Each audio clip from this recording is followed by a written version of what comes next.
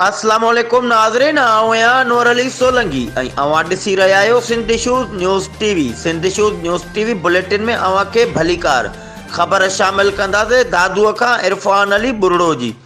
दादू वफाक पारां पेट्रोल जी क़ीमतुनि में इज़ाफ़ो ऐं महांगाई ख़िलाफ़ पीपल्स पार्टी पारां जमाली हाउस खां मार्च करे जोही मोड़ इंडस हाईवे ते धरणो हयो।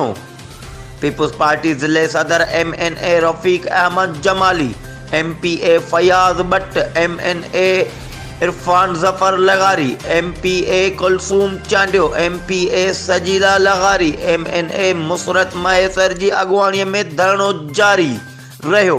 वफ़ाक पेट्रोल जा अघ वधाए मुल्क में महांगाई जो तूफ़ान आणे अवाम जे वात मां गिरह खसे वरितो आहे। वफ़ाक सिंध जे हक़नि ते धाड़ा हणी रही आहे। सिंध में बिजली गैस पाणीअ जे बहिरान शिदत इख्तियार करे वियो आहे। वफ़ाक जे नाजाइज़नि ख़िलाफ़ अॼु पूरी सिंध सरापा एहतजाज आहे। वफ़ाक जूं सिंध सां नाजाइज़ियूं कंहिं बि सूरत में बर्दाश्त न कंदासीं। अॻुवाणनि दादू जमाली हाउस खां वठी पैदल रैली जोही मोड़ इंडस हाईवे ते लखनि जी तइदाद में धरणो जारी रहियो। धरणे सबबु लाड़कानो हैदराबाद कराची ॾांहुं ईंदड़ वेंदड़ ट्रैफ़िक जाम थी वई। ही हुयूं हिन वक़्त ताईं जूं अपडेट्स। वधीक ख़बरूं ऐं अपडेट्स जे लाइ ॾिसंदा रहो सिंध इशूज़ न्यूज़ टीवी।